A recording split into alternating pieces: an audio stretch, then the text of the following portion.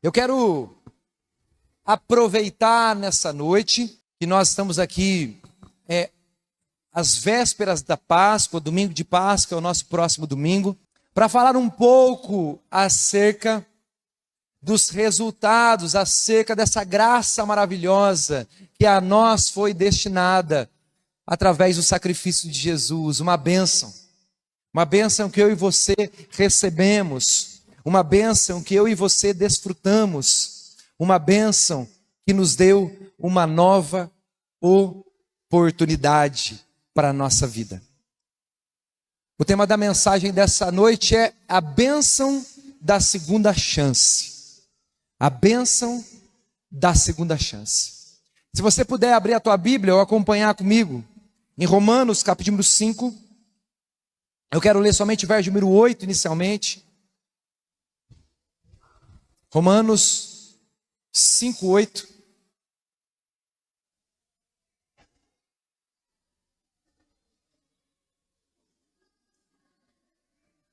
Vai acabar esse barulheiro, fica tranquilo, tá bom, querido? Estão subindo lá, estão se ajeitando. Romanos 5, 8.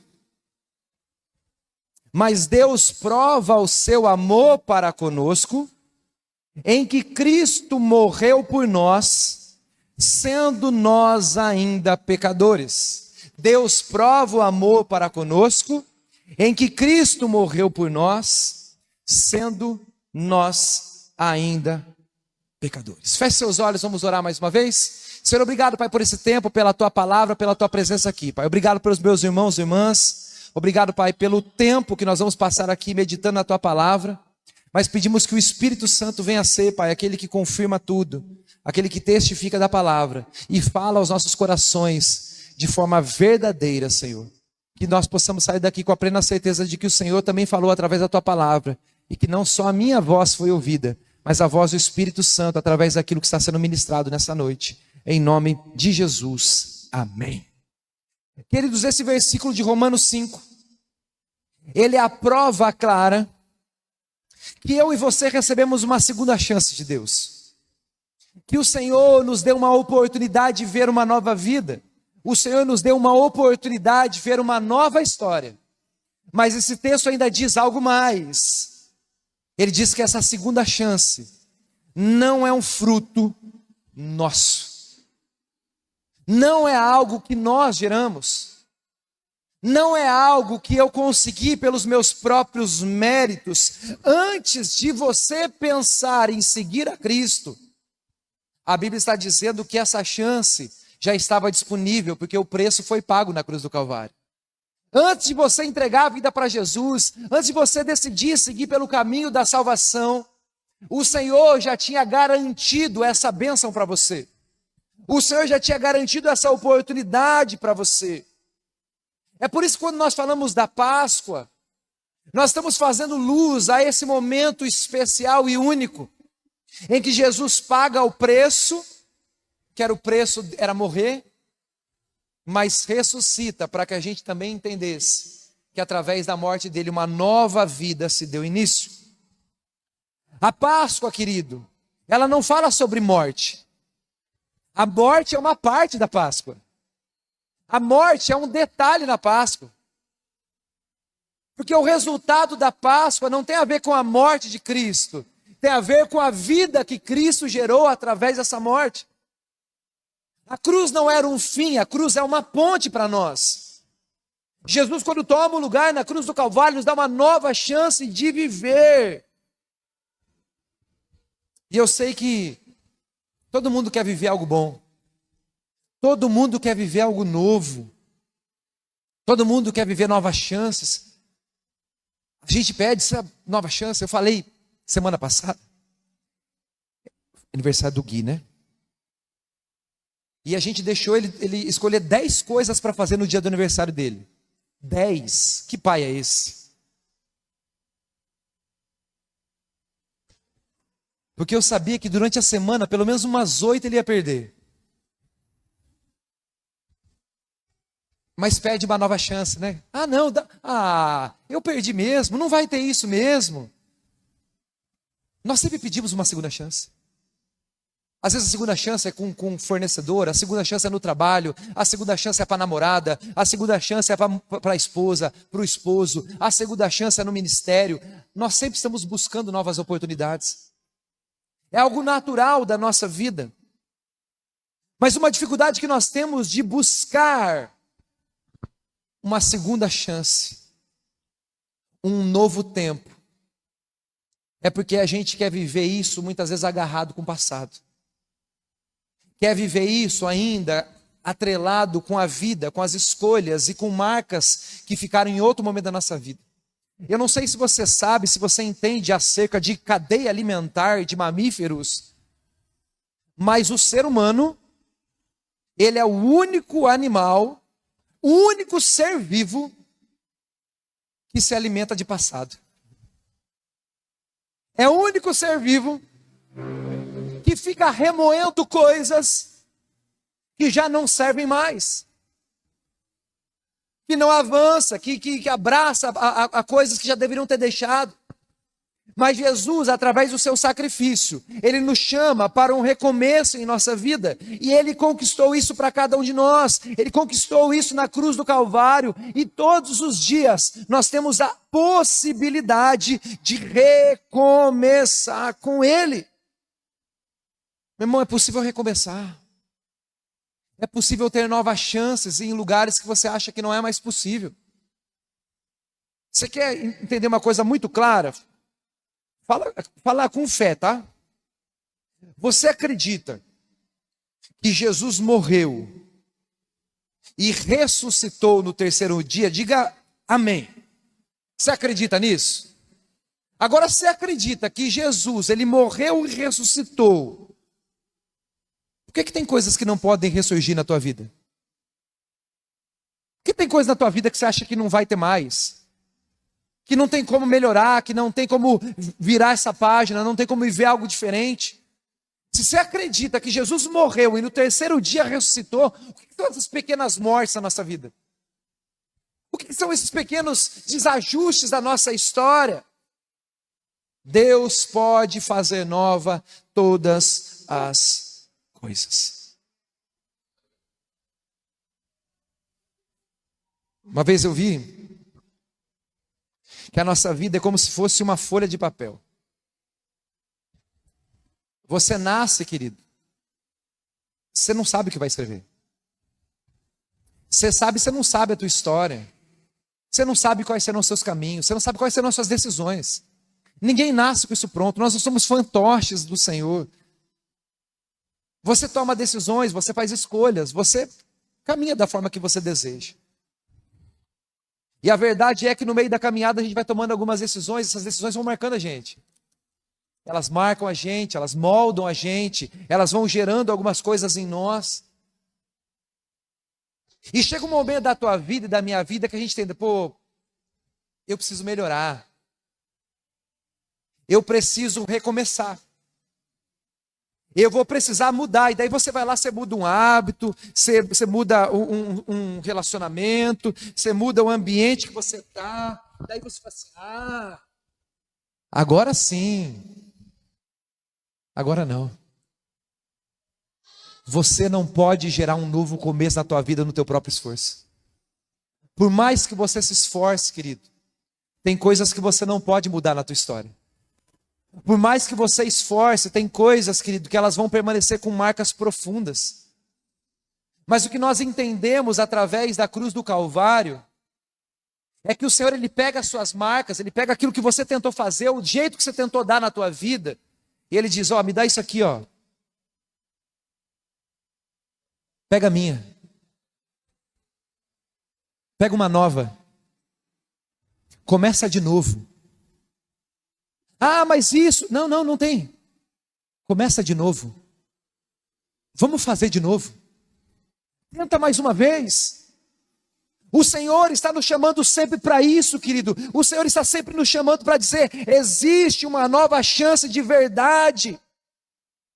Olha aí Isaías 1:18, a palavra diz o seguinte, ainda que os vossos pecados sejam como a escarlata, sejam vermelhos, sejam manchados, eles se tornarão brancos como a neve. Ainda que você não veja uma possibilidade, ainda que você, pastor, você está falando de coisas, mas tem coisa que eu não consigo mudar, tem coisa que eu já tentei, tem coisas na minha vida que vão ser assim mesmo, a minha vida é assim, eu sou assim, a minha família é assim, eu já tenho tantos anos, eu aprendi assim, sempre aconteceu desse jeito. O Senhor está dizendo, não importa a cor, eu posso tornar tudo alvo como a neve mais uma vez. Eu quero que você entenda isso à luz da tua vida, porque em alguns momentos da tua história, nós vamos ser deparados por circunstâncias que nos limitam. Às vezes a gente consegue relevar algumas coisas, superar algumas coisas, mas em alguns momentos da nossa história, nós nos vemos restritos, presos, limitados. E é nessa hora que essa nova chance de Jesus, essa bênção da segunda chance, vem sobre você e vem sobre a minha vida. Por isso eu quero que você veja aí de forma clara comigo nessa noite, sobre os pontos importantes acerca dessa bênção da segunda chance que o Senhor nos dá. A primeira coisa que eu gostaria que você guardasse nessa noite, é que essa bênção da segunda chance nos diz o seguinte, que quando merecíamos a condenação, recebemos liberdade. Quando merecíamos ser condenados, o Senhor nos libertou. Em Mateus 27, no verso de número 15 em diante, Mateus 27, 15 em diante. Ora, por ocasião da festa, costumava o governador soltar ao povo um dos presos, conforme eles quisessem. Naquela ocasião, tinha eles um preso muito conhecido, chamado Barrabás. E estando, pois, o povo reunido, perguntou a Pilatos, a quem quereis que eu vos solte? A Barrabás ou a Jesus, chamado Cristo? Porque sabia que por inveja o tinham entregado. E estando ele no tribunal, a sua mulher mandou dizer, não te envolvas com esse justo, porque hoje em sonho muito sofri por esse respeito. Mas os principais sacerdotes, os anciãos, persuadiram o povo a que pedisse Barrabás e fizesse morrer Jesus. De novo perguntou-lhe o governador, qual dos dois quereis que eu vos solte? Responderam eles, Barrabás. Replicou-lhes Pilatos, o que farei então de Jesus, chamado Cristo? Seja crucificado. Responderam todos. Que mal fez ele? Perguntou Pilatos. Porém cada vez clamavam mais, seja crucificado. Vendo Pilatos que nada conseguia, antes pelo contrário, aumentava o tumulto, mandou vir água, lavou as mãos perante o povo, dizendo, estou inocente do sangue desse justo, fique o caso com vocês. E o povo respondeu, caia sobre nós o seu sangue e sobre os nossos filhos. Então Pilatos soltou Barrabás, e após haver açoitado a Jesus, entregou para ser crucificado. Querido, Jesus é preso. Jesus estava ali vivendo um momento de um julgamento bem estranho. Um julgamento sem crime, um julgamento sem testemunha, um julgamento sem direito à defesa, um julgamento sem vista ao processo. E Pilatos de Moraes não deixa Jesus fazer nada. Não deixa ele tomar decisão nenhuma. Ninguém pode decidir. Ninguém pode defender. E pergunta para o povo, o que vocês querem? O que vocês querem? O povo diz, solta o bandido, mata o justo. Barrabás era um bandido. Barrabás, ele estava vivendo a consequência dos seus próprios atos. Ele estava preso, aguardando a sua execução. E o povo, instigado pelos judeus, começaram a dizer, não, solta ele. Vamos matar esse Jesus. Solta o culpado, solta aquele que merece morrer. E crucifica aquele que não fez nada para isso. Meu irmão, você precisa entender algo. Jesus não apenas morreu por causa de Barrabás e pela minha vida e pela sua vida. Jesus morreu no lugar de Barrabás. A condenação sobre Barrabás era justa. A condenação sobre os nossos pecados também é justa.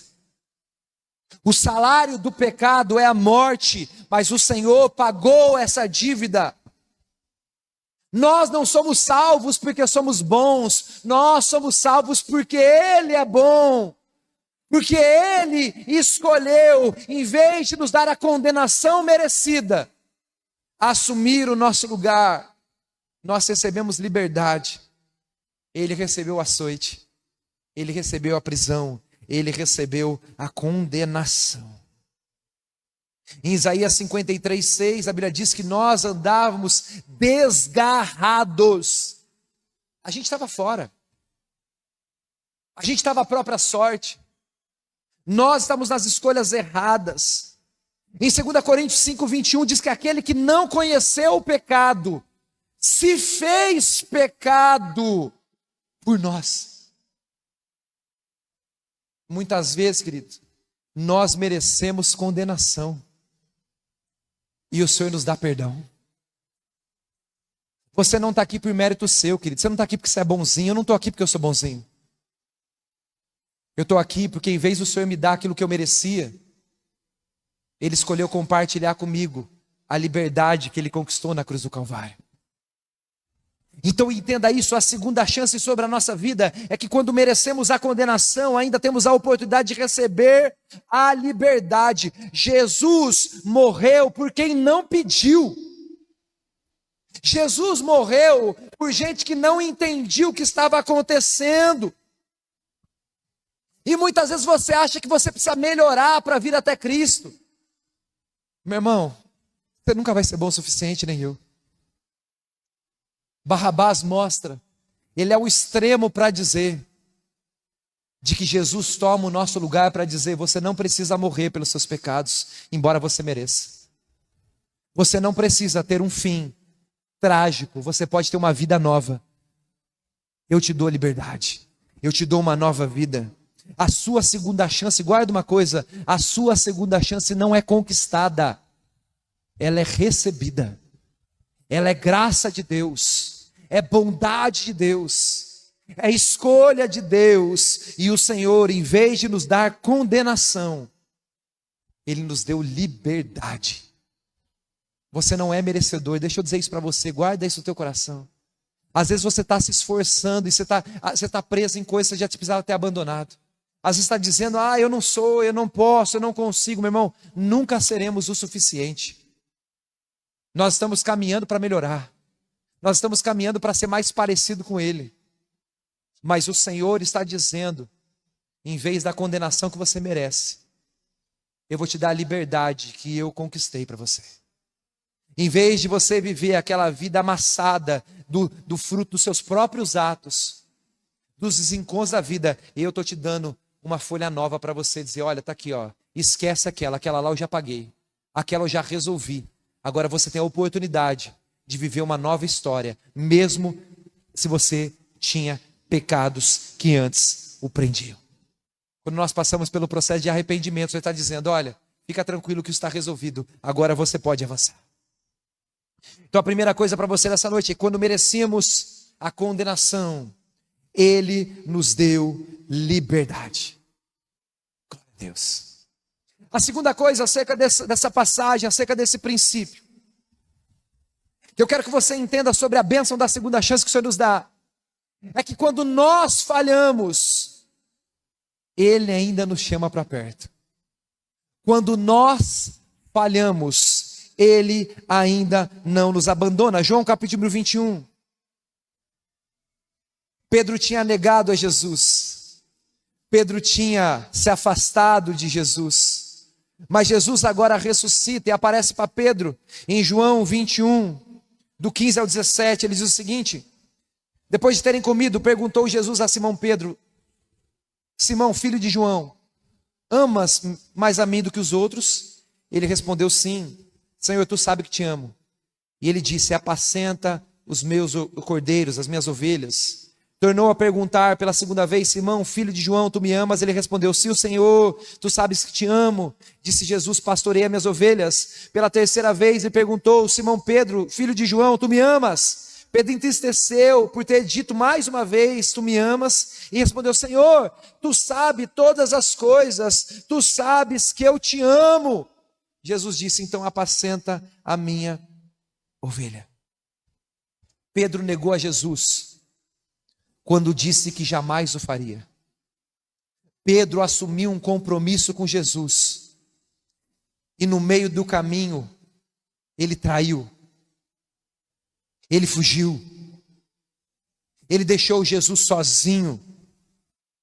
Mas Jesus, quando ressuscita, chama Pedro para um momento íntimo, eles têm essa conversa, e ele não humilha Pedro, pelo contrário, ele restaura Pedro com amor e com propósito, diz: cara, você caiu, mas se levanta que a gente pode continuar. Pedro, você falhou, mas você não precisa ficar nessa falha. Pedro, você estava indo muito bem, mas você esfriou, você desanimou, você se frustrou, você me frustrou. Mas Pedro, ainda é possível a gente continuar. Deus não nos despreza quando falhamos, querido. A palavra diz que o Senhor nem resiste a um coração quebrantado e contrito, meu irmão. Você pode estar destruído, você pode estar quebrado, você pode estar desanimado, mas o Senhor quer você perto dele. O Senhor quer você se aproximando dele, porque nós só encontramos cura e restauração próximos do Senhor. Só encontramos aquilo que precisamos próximo do nosso Deus. O Salmo 103, a partir do verso número 10, a palavra diz que o nosso Senhor não nos trata segundo os nossos pecados. Olha que benção. O Senhor não nos trata conforme as nossas falhas. O Senhor não estava vendo Pedro naquilo que ele era, no momento que ele estava. O Senhor estava vendo Pedro da forma que ele podia estar. Jesus estava vendo Pedro de Pentecostes.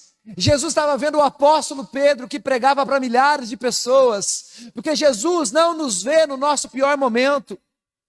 Jesus nos vê quando falhamos, Jesus vê as nossas falhas, Jesus se incomoda com as nossas falhas, mas Jesus tem um pronto perdão e uma pronta restauração para nós.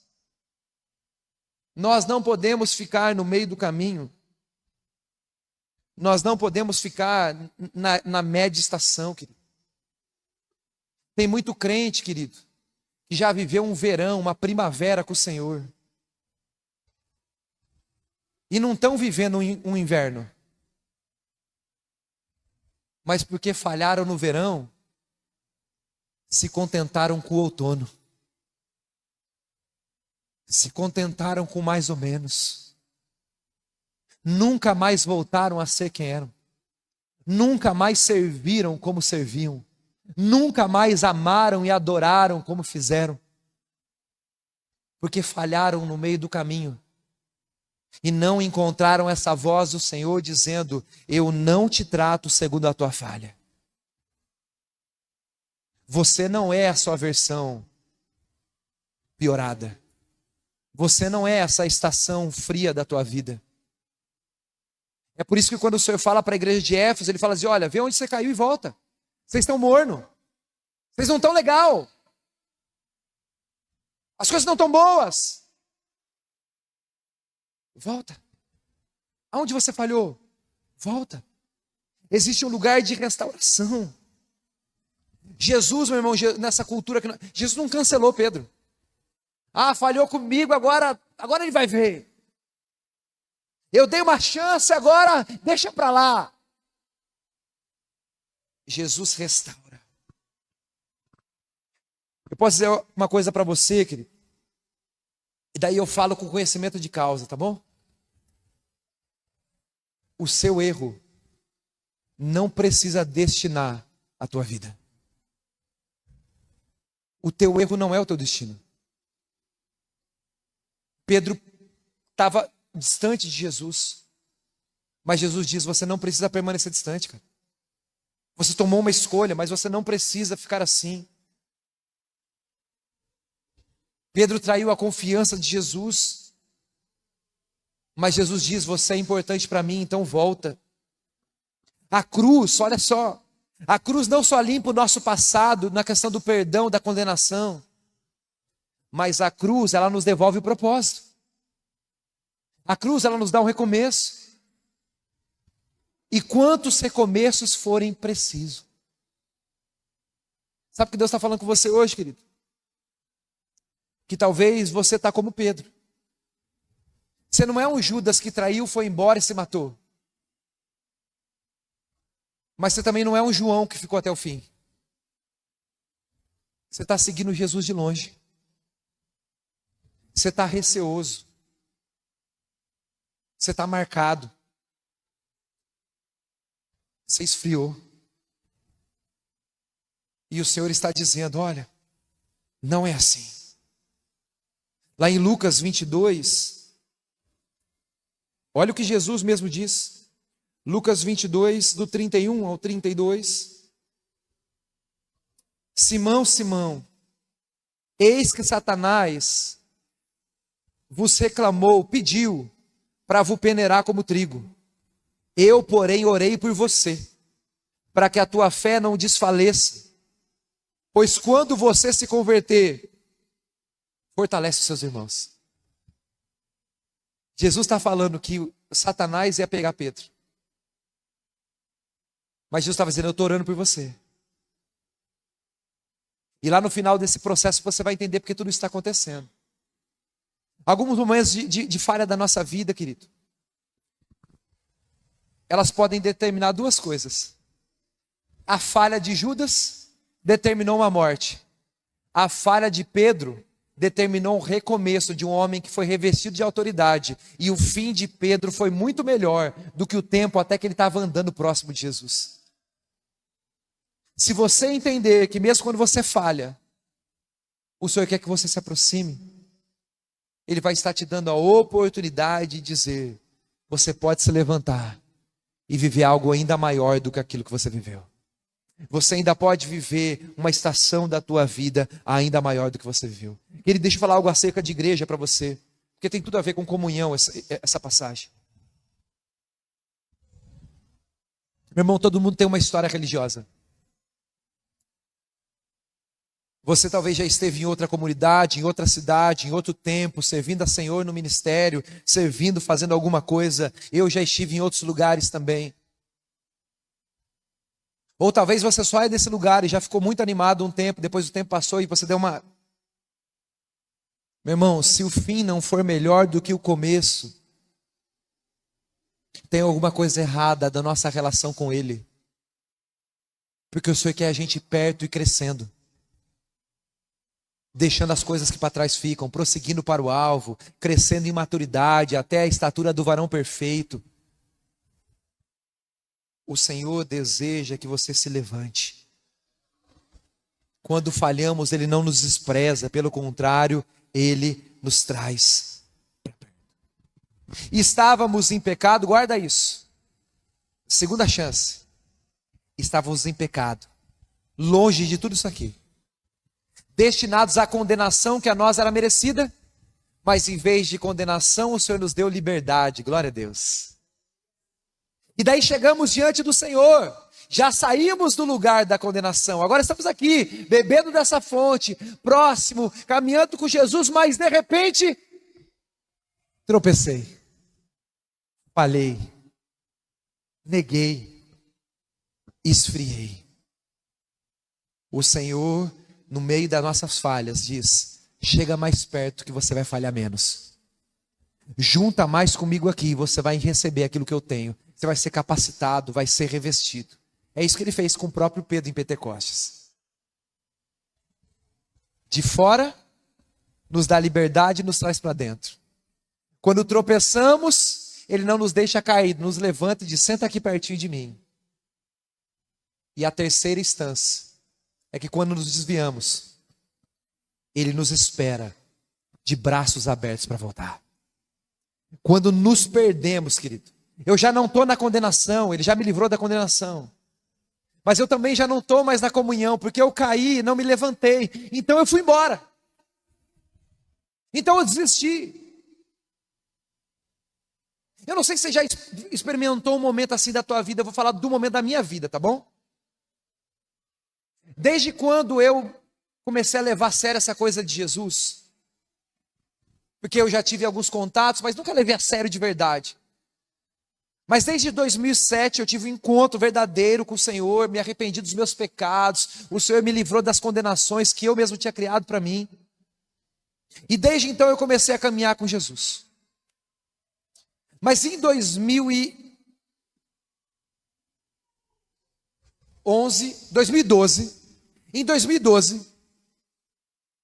eu tive uma decepção com a igreja.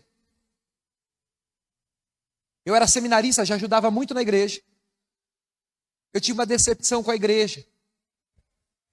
E daí eu tentei ir numa outra igreja. E não deu certo. Mas eu não queria voltar para a minha igreja. Porque eu estava machucado. Eu fiquei 2 meses em casa. Meu irmão, pensa numa vida triste. Meu irmão, eu não consigo. Para mim, o domingo é um dia perdido se não tiver igreja. Pode ir de sábado para segunda para mim. Não fazia sentido. Eu não tinha alegria, não tinha propósito, não tinha nada para fazer. Nada me alegrava. E daí um dia eu estava nervoso com essa situação. E a Thalita, mais crente que eu, sempre foi, tentando me levantar. Pô, vamos na igreja, vamos em outra igreja. Vamos. Eu falei, não quero. E daí um dia eu levantei e falei assim, eu vou lá na igreja. Ela falou assim, qual igreja? Sim, na nossa. E daí, mas era um dia tarde. Não, eu vou lá, o pastor vai estar lá e eu vou conversar com ele. E daí eu fui lá. Cheguei na secretaria da igreja.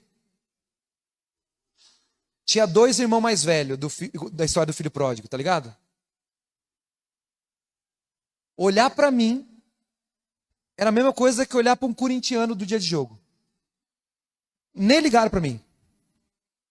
Ah, isso, credo. Entendeu a referência? Não deram a mínima para mim. Eu cheguei, eu falei assim, oi, o pastor está aí? Eles olharam para mim e abaixaram a cabeça, nem me responderam. E daí o pastor abriu a porta e falou assim, ô Rafa, chega aí, cara. Sentei com ele, conversei. Falei assim, pequei contra o céu, pequei contra ti, já não sou chamado de seu filho.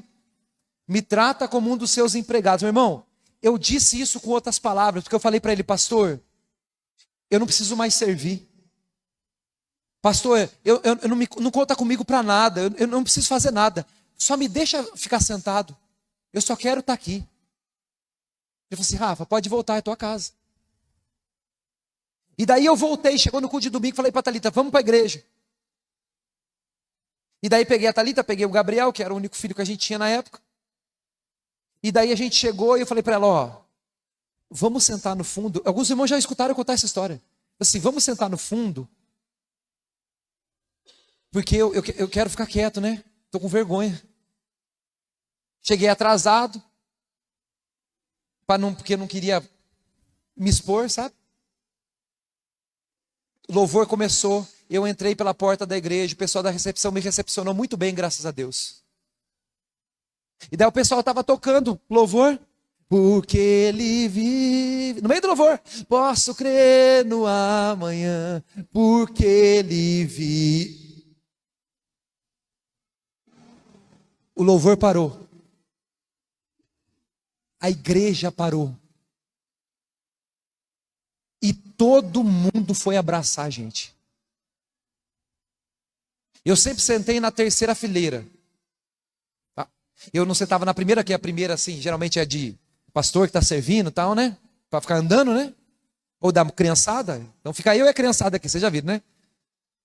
Então você estava na terceira, não posso sentar no fundo, porque eu tenho déficit de atenção, não consigo, eu distraio qualquer coisa. Eu sempre sentava aqui, mas eu vou sentar lá no fundo. O pessoal foi abraçando a gente, abraçando a gente, abraçando a gente. A hora que terminaram de abraçar, eles falaram assim, eu estava no meu lugar que eu sentei a vida inteira. Meu irmão, isso não é sobre a igreja. Quando nos perdemos, Ele espera de braços abertos. A nossa dificuldade não é como voltar, de que jeito voltar, o que eu vou falar quando voltar. É só voltar. É só chegar diante do Senhor. O filho pediu herança, o filho foi embora, o filho gastou tudo. Falou mal, falou eu me viro, eu consigo, eu não preciso disso. Mas quando caiu em si, decidiu voltar para casa. E tinha uma bênção, dando uma segunda chance para ele. Em Jeremias 3, 22, olha o que o Senhor está falando para o seu povo. Voltai, filhos rebeldes. Quem foi embora é rebelde. Eu era rebelde. E eu curarei as vossas rebeliões. Salmo 34, 18. Perto está o Senhor daqueles que têm o coração quebrantado. Não importa o quão longe a gente vá. As portas da casa do Pai sempre estarão abertas para nós. Não importa o quão distante a gente vá, não importa o que a gente fez, as portas sempre estarão abertas. E Deus não está esperando você voltar para te punir. Deus está esperando você voltar para te abraçar, para te acolher e dizer: você ainda tem um lugar aqui. Você ainda tem um lugar para recomeçar aqui. Por isso que mesmo distantes, queridos, sempre é tempo de recomeçar. A cruz já preparou o caminho. Existe um lugar de volta para nós. Em vez da condenação, Ele nos libertou. Quando falhamos, Ele não nos despreza, Ele nos traz para perto. E quando vamos embora e nos perdemos, Ele está esperando que a gente volte. De braços abertos, não para nos julgar, meu irmão. Fuja de um lugar, quando você aparece depois de uma falha, alguém te julga, ao invés de te abraçar. Fuja de um lugar, onde as pessoas te questionam por que você saiu, em vez de se alegrar porque você voltou. O Senhor está chamando cada um de nós a nos aproximarmos, porque Ele nos dá liberdade como segunda chance. Nos dá proximidade como segunda chance. E nos abraça e nos acolhe. A história de Barrabás nos ensina que mesmo culpados, Ele ainda nos liberta e nos perdoa. Pedro nos ensina que mesmo falhando, ainda podemos ser restaurados. O filho pródigo nos ensina que mesmo afastados, nós ainda podemos voltar, porque o Senhor nos espera. A cruz de Cristo é o maior símbolo da segunda chance para nós. Deus já nos deu uma segunda chance. A ressurreição de Cristo é a garantia de que essa chance é real. De que tudo se fez novo e tudo pode ser novo na nossa vida. Existe uma bênção de segunda chance para você. Existe um recomeço para a tua vida, um recomeço para a tua história. O teu fim vai ser melhor do que hoje. O teu futuro é melhor do que agora. Porque o Senhor quer cada vez a gente mais próximo, cada vez mais íntimo, cada vez mais parecido com Ele, cada vez mais experimentando dessa graça, desse cuidado e dessas bênçãos sobre a nossa vida, em nome de Jesus. Se coloque em pé, eu quero orar com você nessa noite.